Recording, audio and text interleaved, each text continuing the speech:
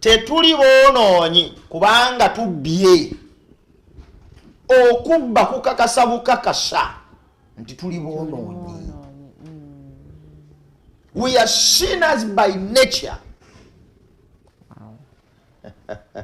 We are sinners by nature, not by commission, not by practice. Nebodduka ne weekweka mu kibira wakati, you are a sinner. Kubanga lwaki sikyongera kekyo? Barumi 5:12 tusome. Tano. Agamba ati 12 agambye nti olw'ebyo nga ku bw'omuntu omu ekibi bwe kyayingira mu nsi nekikola kitya? Okufa ne kuyingira olw'ekibi, otyo bwe kityo okufa ne kubuna ku bantu bonna, kubanga bonna baayonoona. Ku lw'omuntu omu ekibi kyayingira mu nsi, bwe kityo okufa ne kuyingira olw'ekibi, ne kubuna ku bantu bonna, kubanga bonna bakola ki? Ffenna twayonoona. Mwani Mwada. In other words, gy'otaali waliyo. Ongambye akagamba ako. Oba oyagala oba toyagala, gy'otaali waliyo. Kati era teweeyibaala. Kaakati bwe tukugamba nti ne Gologosa waliyo, why do you refuse? Kubw'omuntu omu yaleeta obutuukirivu. Ekibi kyayingira. Lusome Barumi 5. Soma olunyiriri. Soma olulimi lw'ekkumi, soma 17. Ngende ku lw'omu17.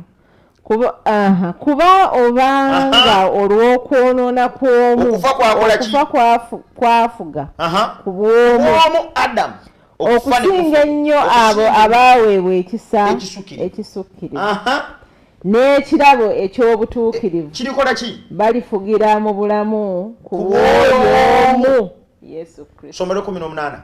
18. Kale bwe kityo ng'olw'okwonoona kw'omu omusango bwe gwasinga abantu bonna, bwe kityo ku lw'obutuukirivu bw'omu ekirabo kyali ku bantu bonna okuweesa obutuukirivu obw'obulamu.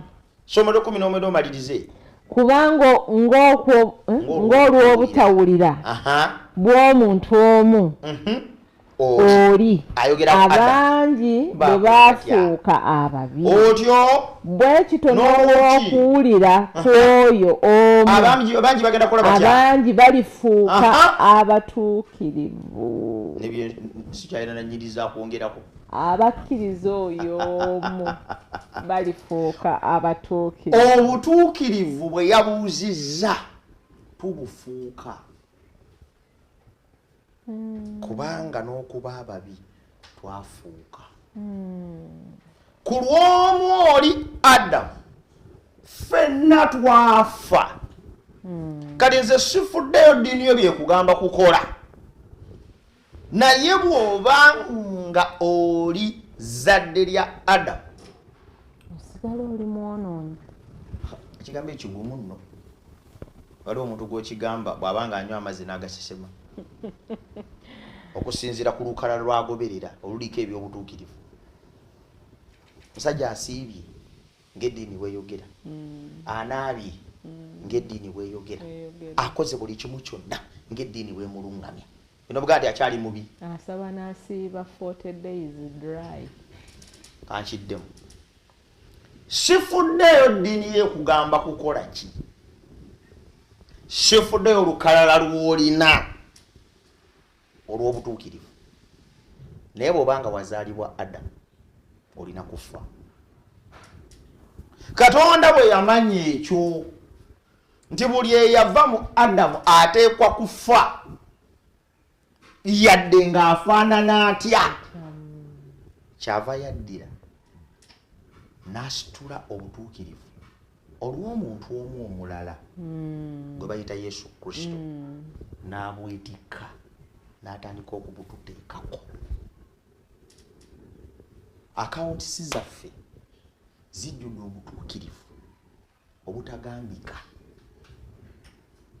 Tugenda kuyingira eggulu nga tulinga abatayonoonangako. tugenda kuweebwa ekirabo eky'obulamu obutaggwaawo nga tulinga abaabusaanira. Tugenda kusembezebwa kumpi ne Katonda ng'oyinza okugamba nti obutuukirivu bwe tubunywedde era tusaana okububeeramu. For only one reason, he imputed righteousness on us through Jesus Christ. Yensonga lwaki tugamba twalokoka lwa kisa lwa kukkiriza tekwava gye muli kyekirabo kya Katonda. Obutuukirivu bwe twetaaga okubeera abatuukirivu si bwewaffe. Obutuukirivu bwe twetaaga okubeera abatuukirivu bwe bwa Katonda. Obutuukirivu bwa Katonda gwe tosobola kubukola. You cannot manufacture God's righteousness. Gwe kyosobola okukola mu ddiini yo kwe kukola obubwo. Obwo bw'osobola. Obuva mu kusiiba. Obuva mu kusiiba. Naye ate ebyembisa ebisibwe Katonda si bw'ati. Obuva ku sowaani y'emmere. Obwo obubwo obukola. Naye mu maaso ga Katonda tebusobola kuyimirirayo. Obutuukirivu obuyimirira mu maaso ga Katonda bwe butuukirivu obutubalibwa obubalibwa obwatuweebwa olw'ekisa olw'okukkiriza nga tekuva gye tuli. Bayibuli egambye it is a gift. Yatuwa buwi bwebange olw'okukkiriza Yesu free of charge. Kati musumba obutuukirivu tubadde twogera ku butubalirwa. Yes. Kati katukooneko ku butuweebwa. Kakati bwe tumala okubalibwa obutuukirivu obwo etuyita entitlement to heaven.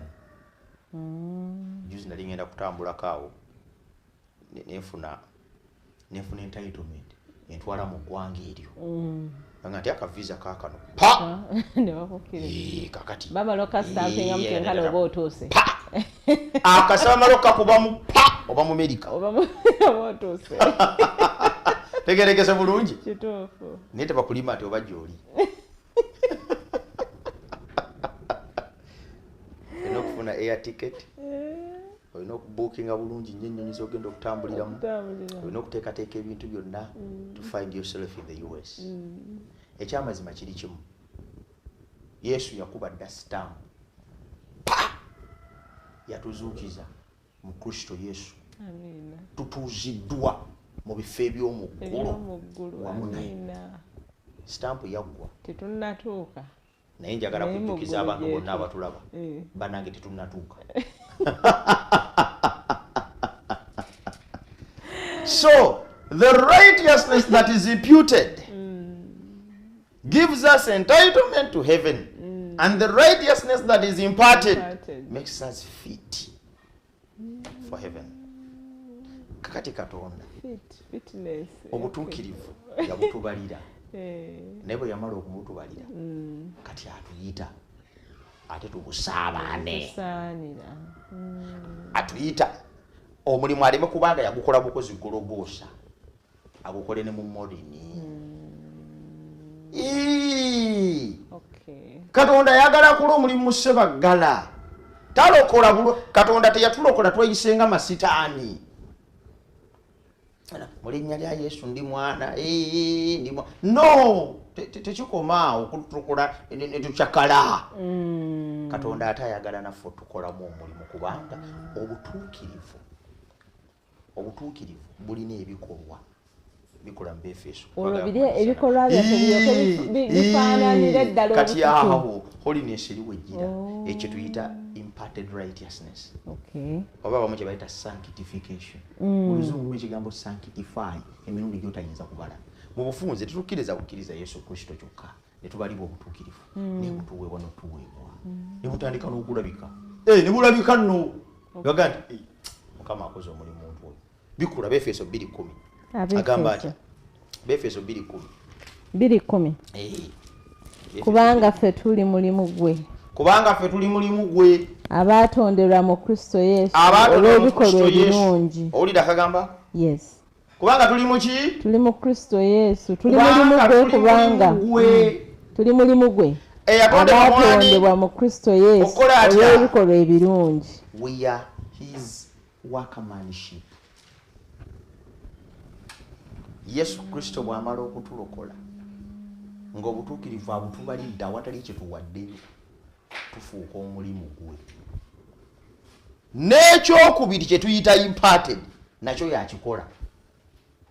Eyo enjawulo.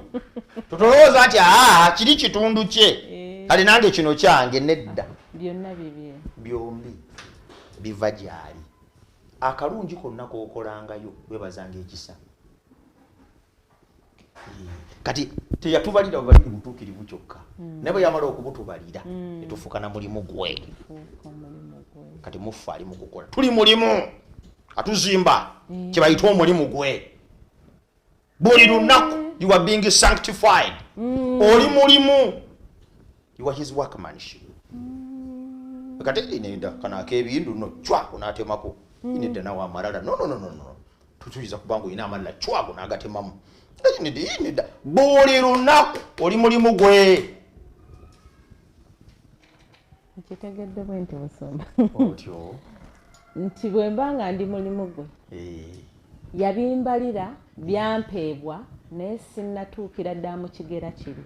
Kyava nkolamu omulimu buli lunaku. It's a process. Buli lunaku olukya akubako enfu ayina byakamulamu, ontegedde bwakamula bwazaamu bwatema bwazimba bwadaabiriza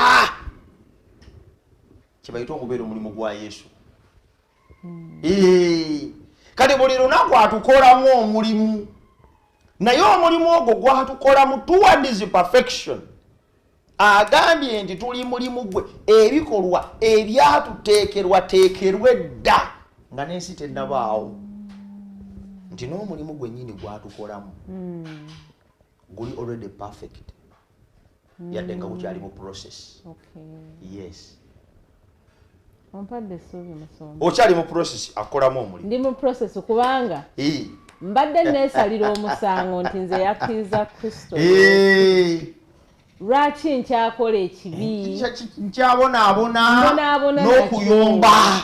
In fact ni buli lwenkikola nempula nga ate njagala kudduka waali, mpulira okunafuwa mu mutima, naye bw'agamba nti ndi mulimu gwe. Oli mulimu gwe, si gye wali.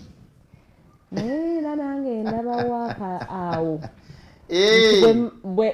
bw'amala okugira nti ampawula, tewali lwaki nsigala nkyayagala okukola kiri. Kituufu, olw'okuba nti oli mulimu gwe kkiriza agukole.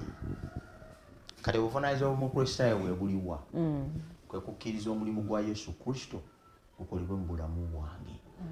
May his will be done. Kyekyo kyokka kife kye tulimu. Kati obayita obutuukirivu n'obutukuvu. Obutuukirivu obukolebwa mu ffe. Era Yesu Kristo abutubalira ate n'okubutuwa n'abutuwa ne bubeera bwaffe, to impart it to us. Era akikola buli lunaku mu bulamu bwaffe. Newankubadde ng'omulimu ogwo gwajjula dda, there is no divisity. Kati Sebaggala afudde abadde kalimu akasunguyira kano ndowooza afudde tatuuse. The work is already complete. There is no divisity. As long as you accepted wotajjuzizza Yesu wajjuza and you are done. Naye kaagira agokola as long as you still live. Amen. Yes. Tweyanza nnyo, tweyanze Musomba. Amina. Atuze